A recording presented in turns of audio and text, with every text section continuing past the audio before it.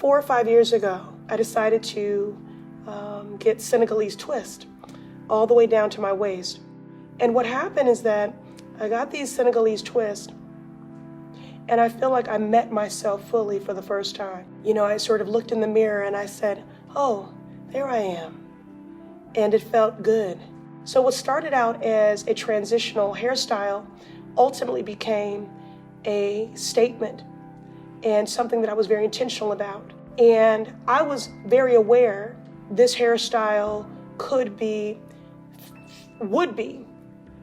filtered and interpreted by some as a political statement that was militant, or people will think you're angry. And I said, well, they already think that. What I was not prepared for was the glorious gift and blessing of the acceptance and the community and the affirmation.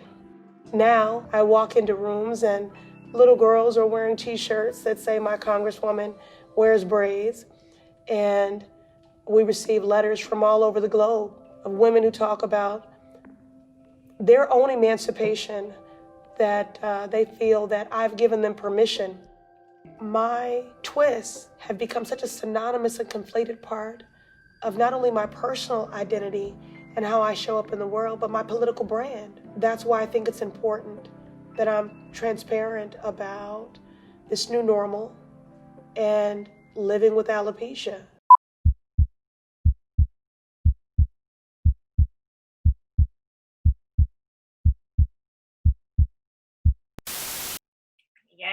Yes. Hello and welcome to another episode of Main Moves Live. My name is Natasha Gaspard. I am your host today. And on today's show, we're going to be discussing hair loss, an issue that has plagued our community for far too long. Black women have been suffering in silence, and we are taking the opportunity to shed light on this by having this conversation today. August is National Hair Loss Awareness Month, and we are closing it out with 2 board-certified licensed dermatologists who are here to empower us and to let us know that there is hope for hair loss. As Black women, our hair is seen as a source of beauty. It's linked to our identity and our culture, and it matters.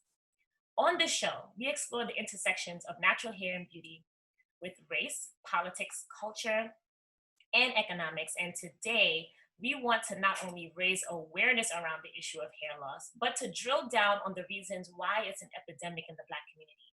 So to help us unpack all of this and to give us their expert knowledge and guidance are Dr. Achima Osei-tutu, a board-certified licensed dermatologist specializing in hair restoration, aesthetic, medical, and surgical skincare based in New York City, and is the creator of Docs for Hair and the Black Derm Directory.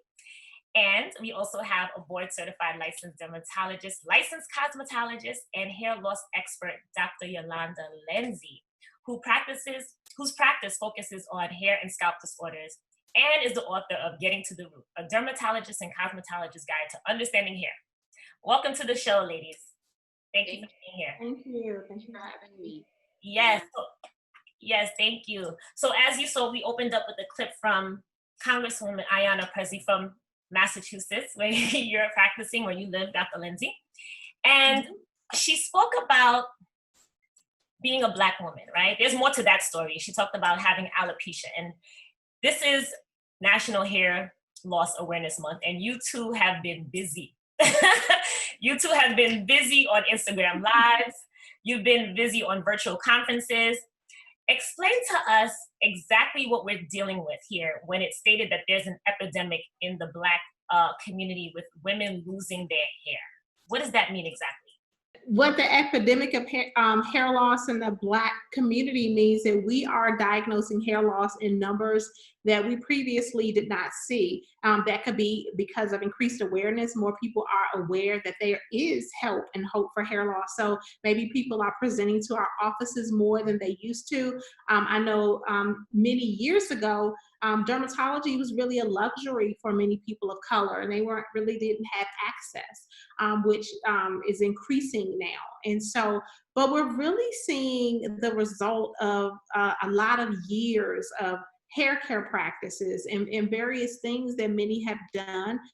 Some some due to those things and some genetically. And so I'm really encouraged to see many more people actually present for treatment for their hair loss, because many people previously just suffered in silence, just thought this was something that I would have to deal with as I got older. All of the women in my family have a spot in the top of their scalp. I'm going to get a spot too. And that was just kind of thought to be normal.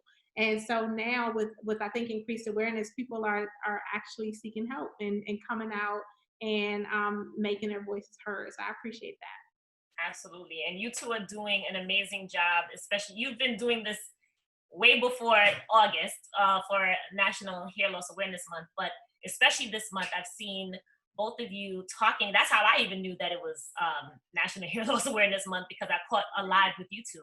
And then also, Dr. Lindsay, you've had this series, and Dr. Osei-tutu, you're always like traveling the country, well, not now, but before, and having virtual conferences around hair loss.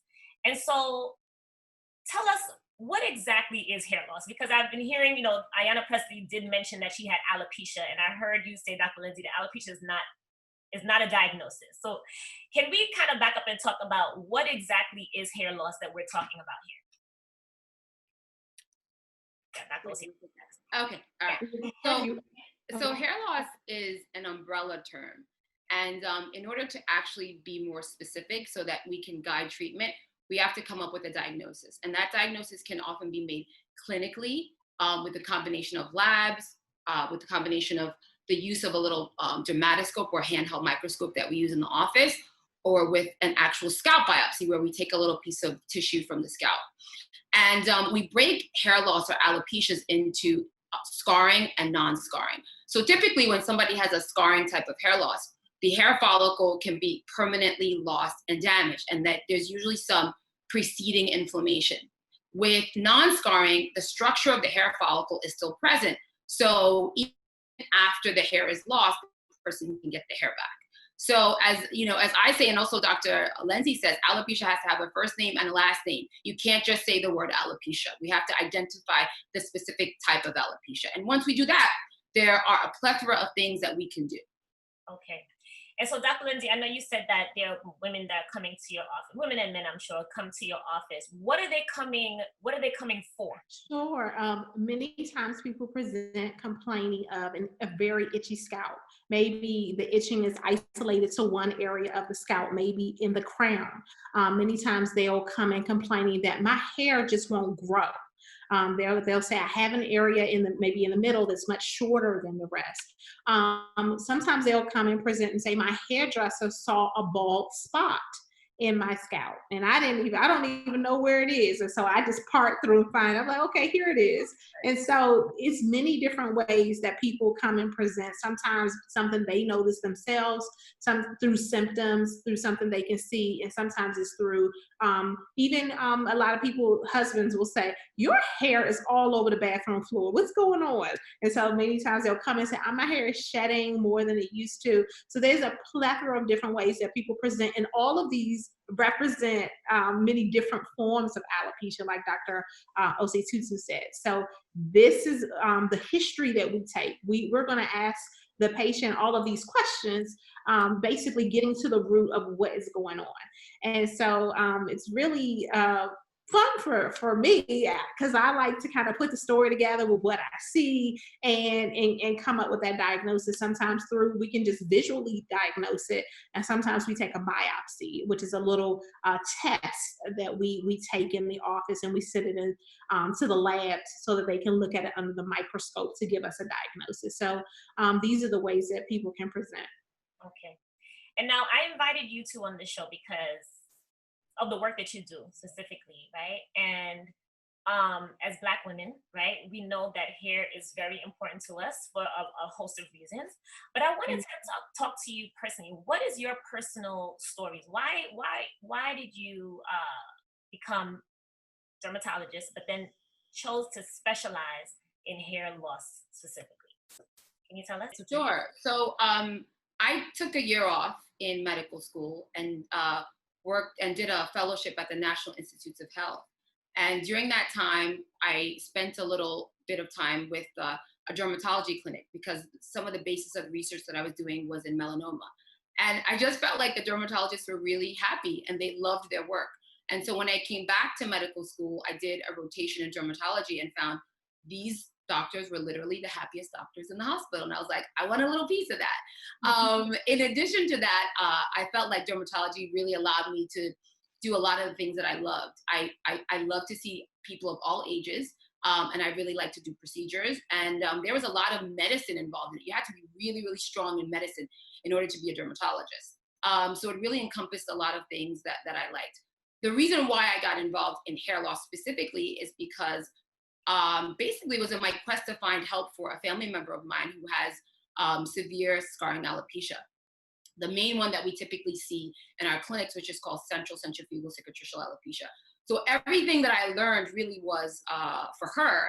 And unfortunately, by the time I, got to training and finished doing what I was doing, her case had advanced.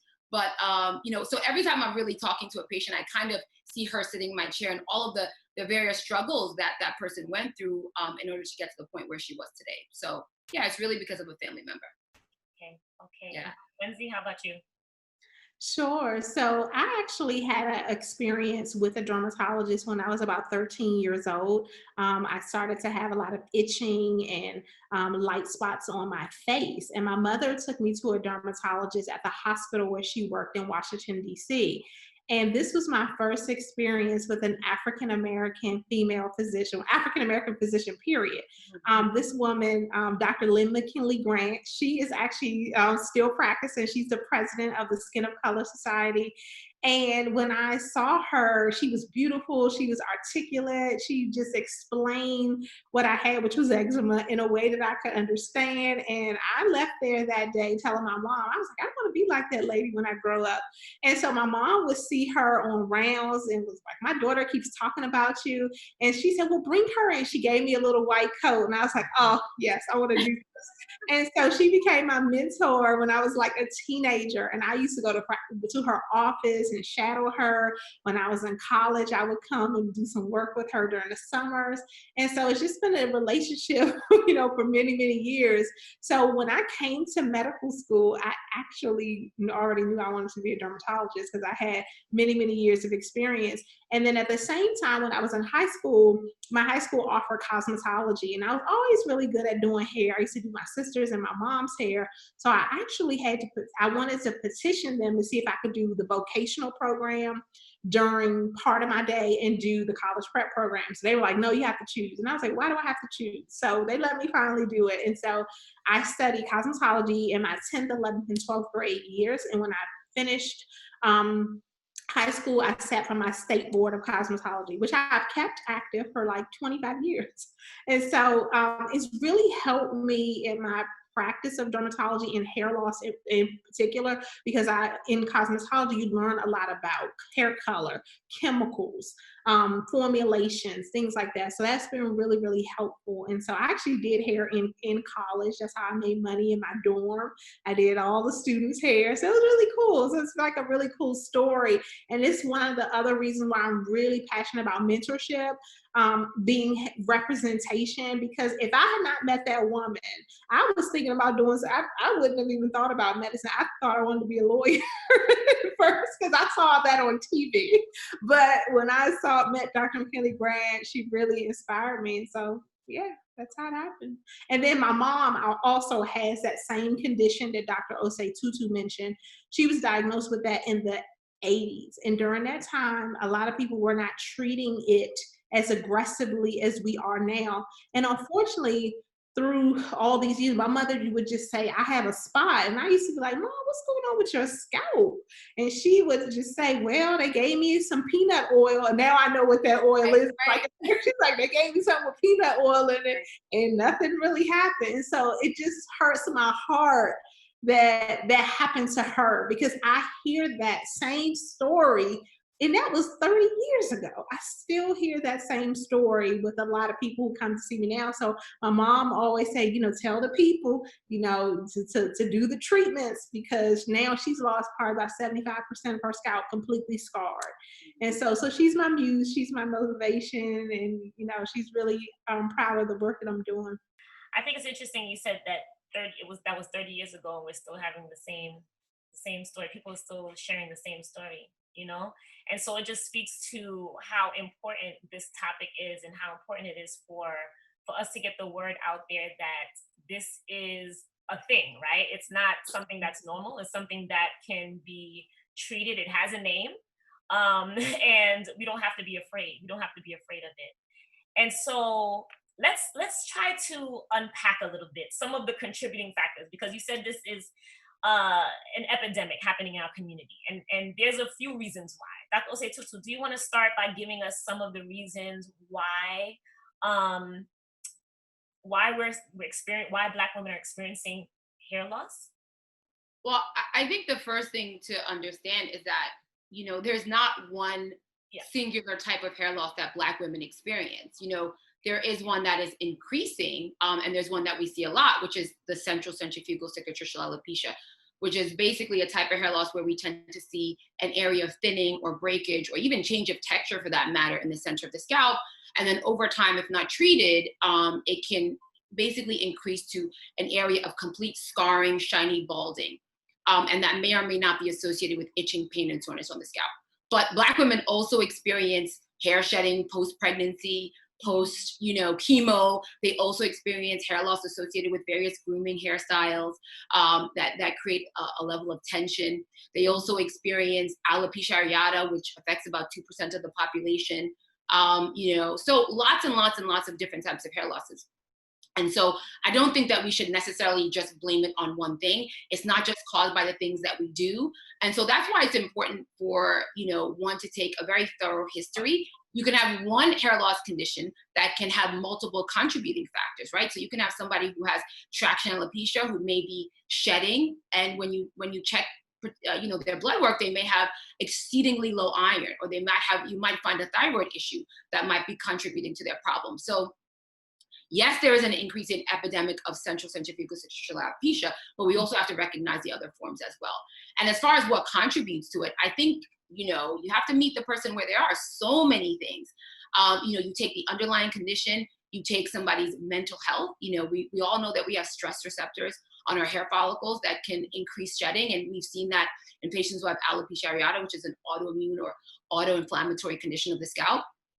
As I said, there are certain scalp issues that we talked about. You have to have a first and a last name for your alopecia. You may be grooming your hair in an improper way, whether it be the shampoo, conditioner, or the way that you're actually styling your hair. That may be the problem. Then we get into systemic issues. So there are a plethora of things that can add to a primary hair loss condition. Okay. Dr. Lindsay, did you want to add to that? Oh, I totally agree. And I think I like something that Dr. Crystal Agu said on the live that we did last night, that she's really on a mission to remove the blame, because, many of us, when we were in training, we were just told, this is because you relaxed your hair, and this is why you have this. And a lot of the research that has been done, and I feel like it's a new area of research, because a lot of conditions that primarily affect African Americans are not well studied.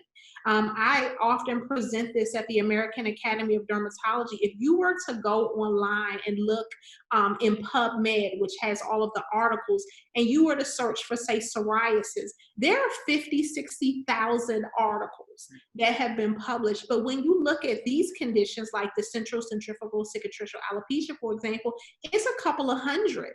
So we're talking about thousands of times different, more resources have been put in. And that's why we know a lot more about psoriasis than we do about this condition, for example. And so that's why I'm also very passionate about increasing the diversity of the dermatology workforce, because I feel that people who are affected by a condition are more likely to care about it and devote their careers like we have. Like Dr. Osei-tutu is pioneering in hair transplantation in Black people. I mean, that has not really been done. And so this is the reason why we all need to be represented at the table, because my mother has this, her family member had these conditions. And so therefore, our investment is a little bit different.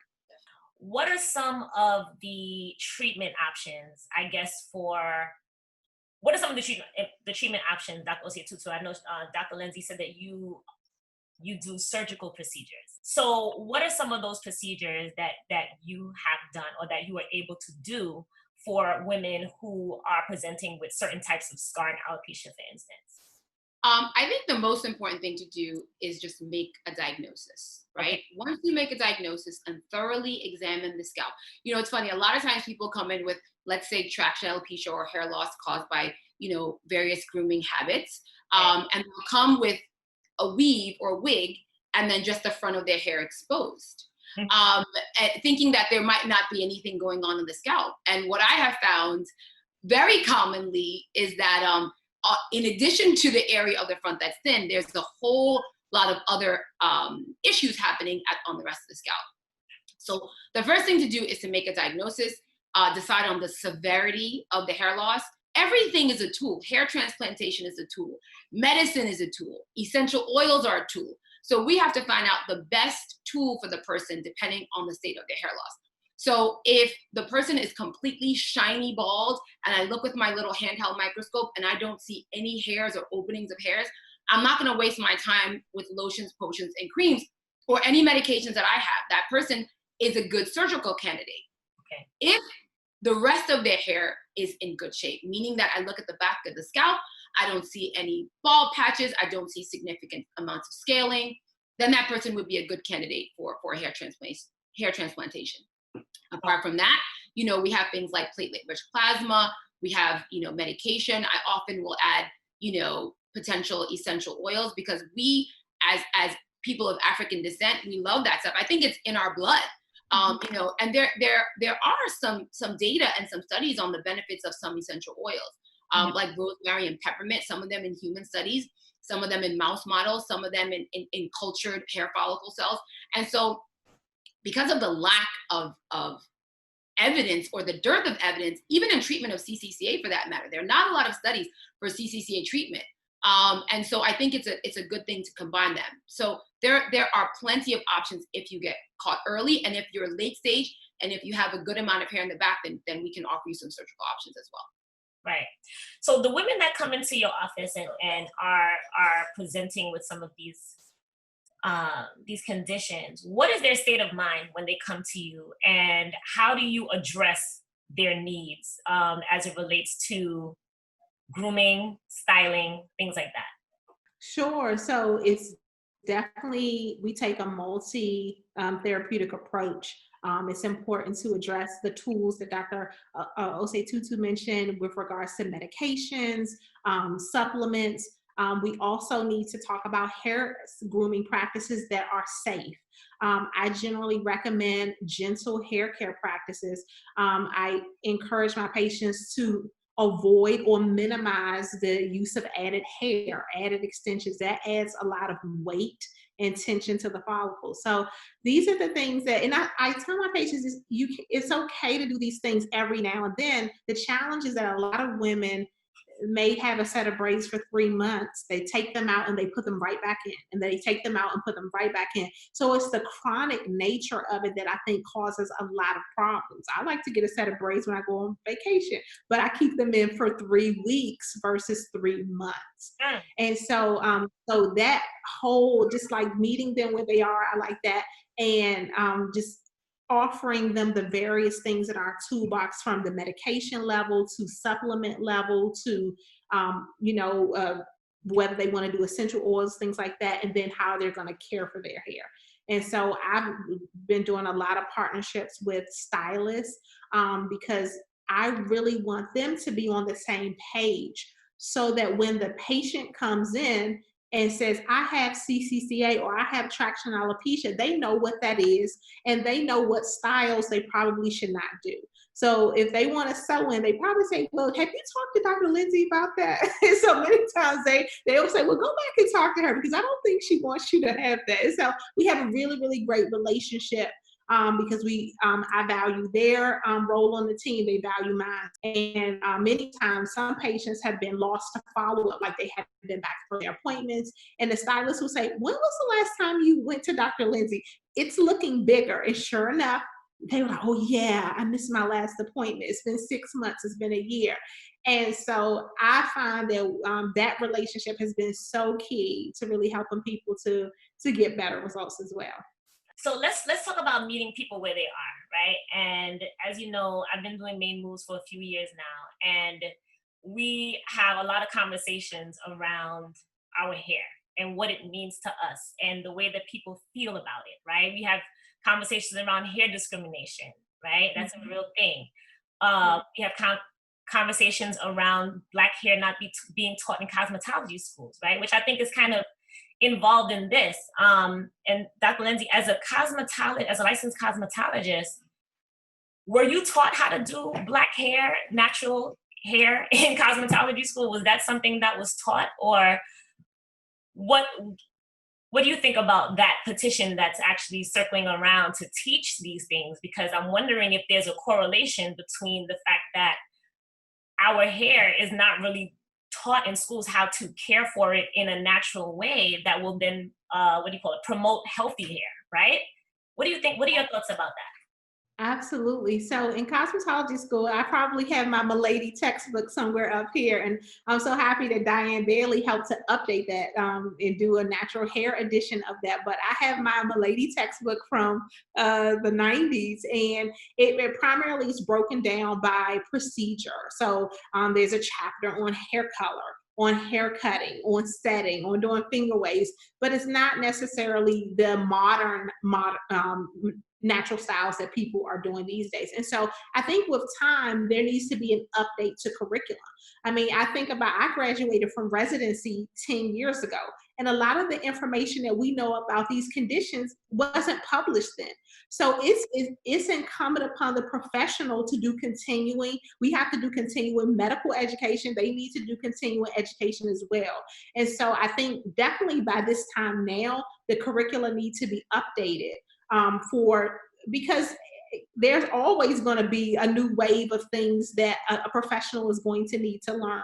And so as physicians, we can't rest on our laurels of what we learned 10, 15, 20 years ago, because you're going to be practicing outdated medicine. And so the same is true there. How can we get more women to understand that dermatologists are the people that we need to go to if we are experiencing something with our scalp, something that is wrong? So I think I almost wish that people could spend a day in clinic with me and see what happens when you don't pay attention to what's happening to you, right?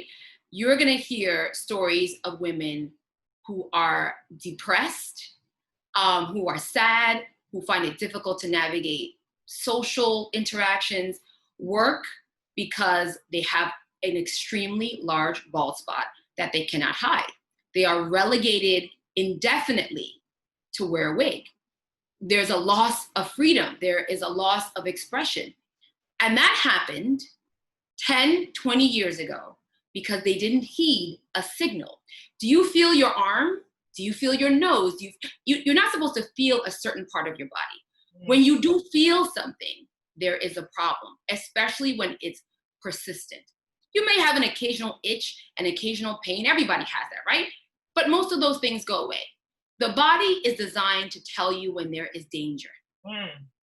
If there is pain on a persistent and consistent basis, you're particularly obviously on the scalp, as we're talking about today, your body is trying to tell you that there is a problem. That problem likely needs the help of a professional. The key thing that we see with scarring alopecias, the ones that we see a lot, the central, centrifugal, cicatricial alopecia, is that the earlier you catch it, the earlier you can treat it, and the more you can keep the hair that you have on your head as you age.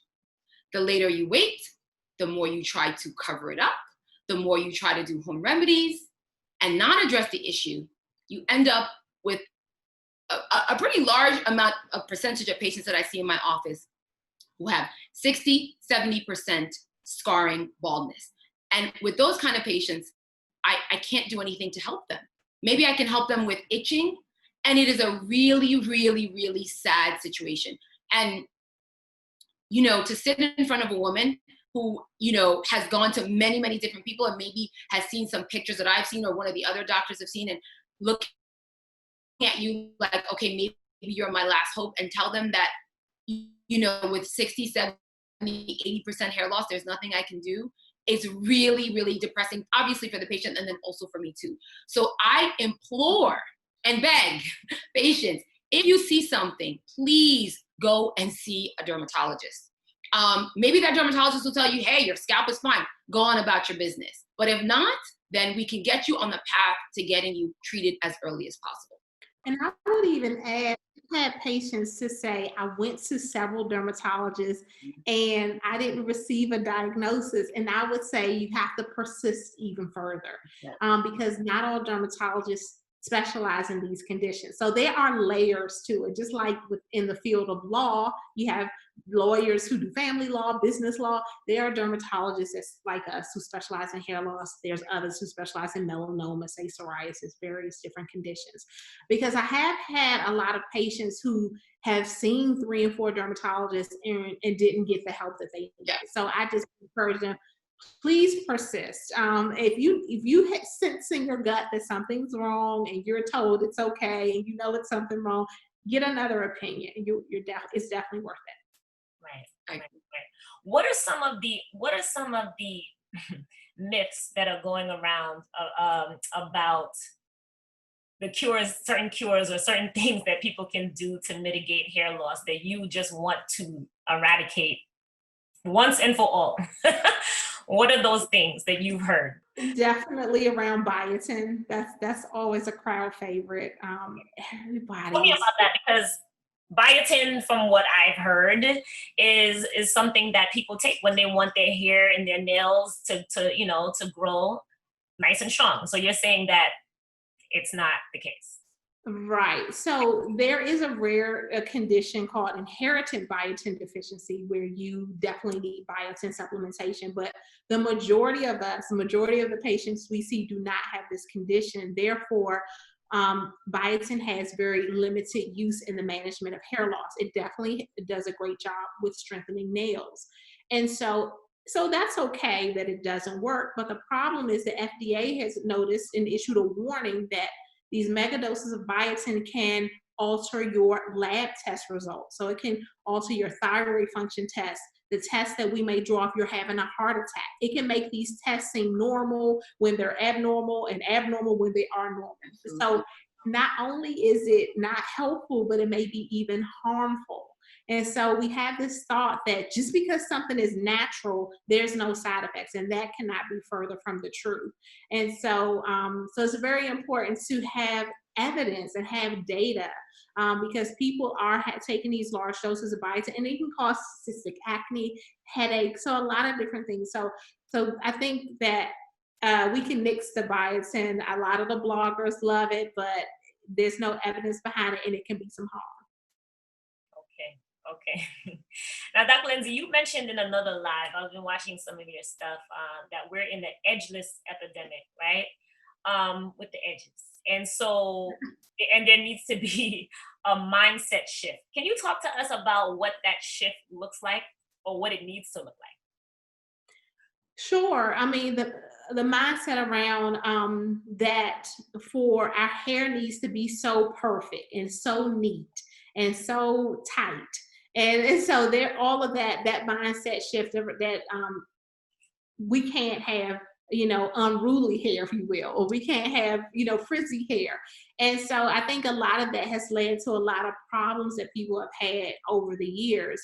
I've had braid stylists to tell me some clients feel like if they don't leave there with it painful, their braids are not going to last, and they are upset with them because they're paying me $150, $200, and they're like, I don't think these braids are going to last because I don't feel any pain. And we're like, no, there's a great documentary out featuring Dr. Crystal Agnew called Pretty Shouldn't Hurt. I recommend everybody check that out. But yeah, so that's a mindset shift that needs to change.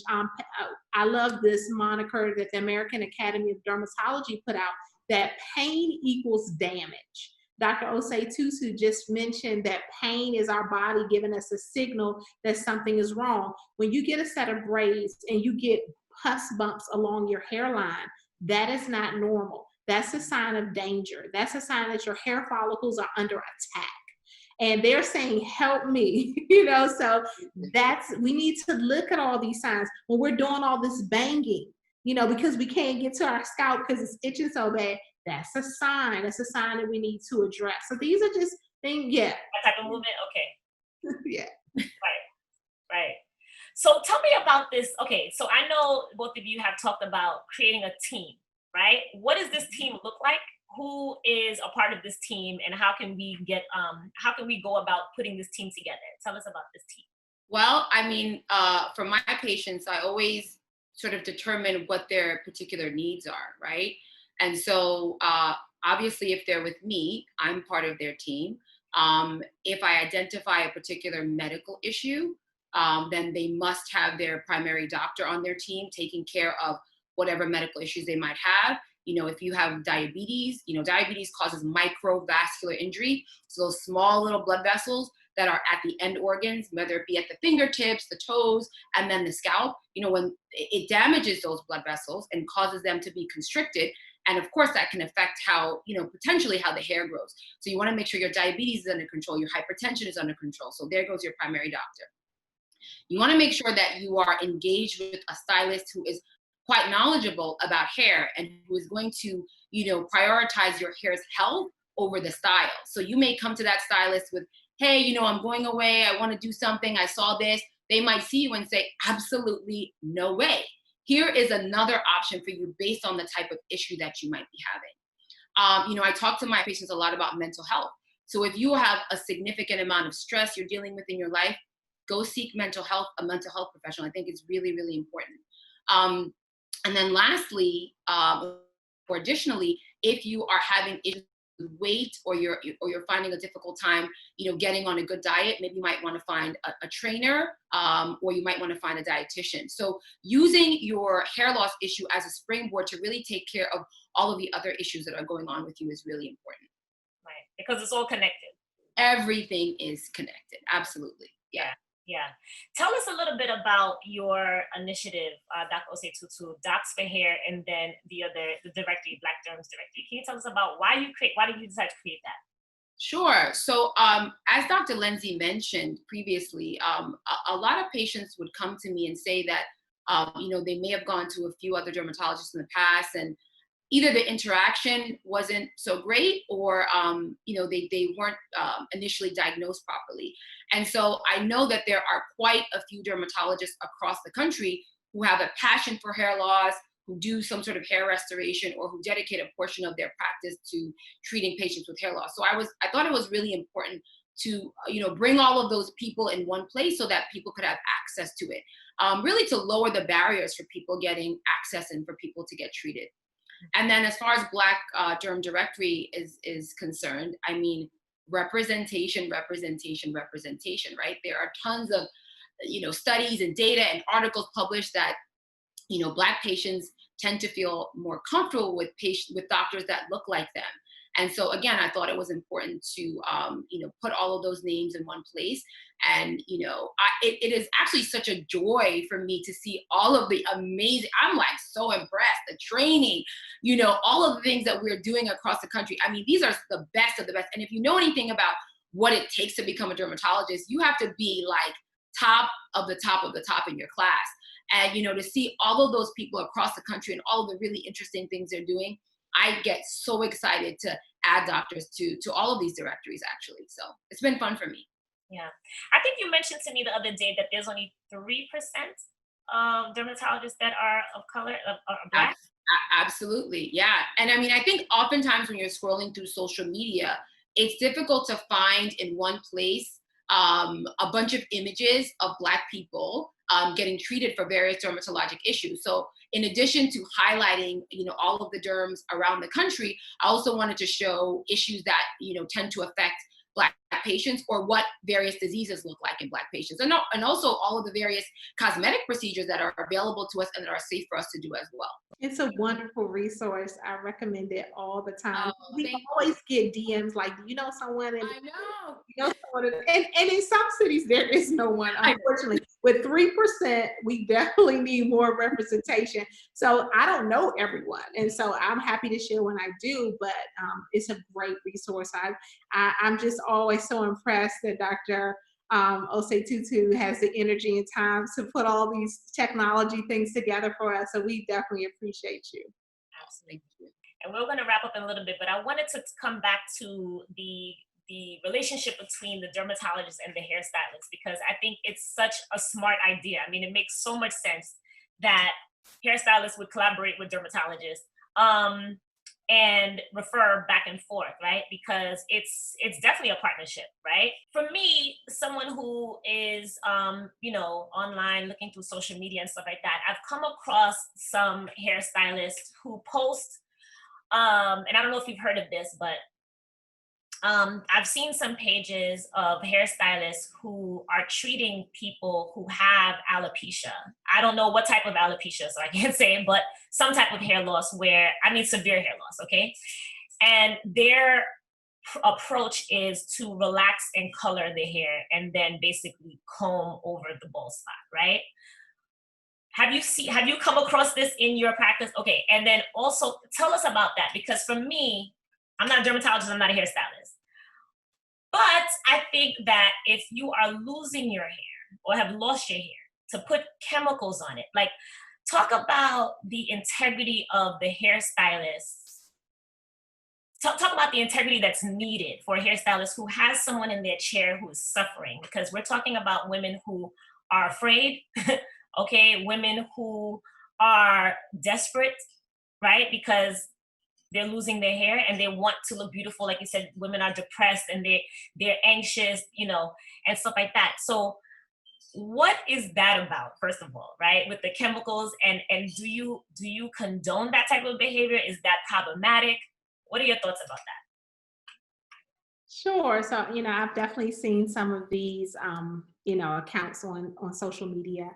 And the challenge, one that I see in it, beyond the processes that they're having done, many times they make no mention that these clients are being treated for their hair loss. Okay. And so that's the problem that I have with it. Okay. So it's a beautiful transformation, and these videos get lots of views. Yes, they do. Go viral. Yes. And I'm always sitting there scrolling to see, is there any medical treatment being done? Okay. And so that, and it could be that the stylist is not educated. They don't understand what the client has. They're just there to make the client feel better. As Dr. Osei-tutu mentioned, many people are depressed. They've probably been wearing wigs and weaves, and now they want to wear their own hair. They have 60% hair loss. The only way they're going to be able to achieve that is to camouflage it. So I get why there is a need for that there. However, I'm not a fan of relaxing in patients who have inflammatory scar and alopecia. Some of my patients still do it, but I give them the information of some of the issues that could happen with it. If people do choose to stay relaxed, I tell them you need to use a mild strength. We don't need the super strength relaxers that we used back in the day. I know I've had a super relaxer when I was probably about 10 or 11 years old. We don't need that. And then also, it doesn't need to be done as frequently. We used to do relaxers every 4, 6, 8 weeks. It could be stretched out a lot further. It is my preference for people to not, because I always say, when in doubt, leave it out. You can achieve these styles with natural strategies. You can use heat if you want a straight look. You don't have to have that. And so, but ultimately, the individual has to feel comfortable because they're dealing with their hair every single day. And so I talked about the live I was doing earlier with my friend from South Africa, that it's important for us to compliment, when we see a woman wearing her natural hair. And with many of these forms of hair loss, wearing the hair curly and big actually helps to cover the hair loss. I have a lot of patients who are wearing their hair in a wash and go, and we actually have to go through and pull the hair down because it covers the spot so well, versus if they were wearing their hair straight, you would see right through it.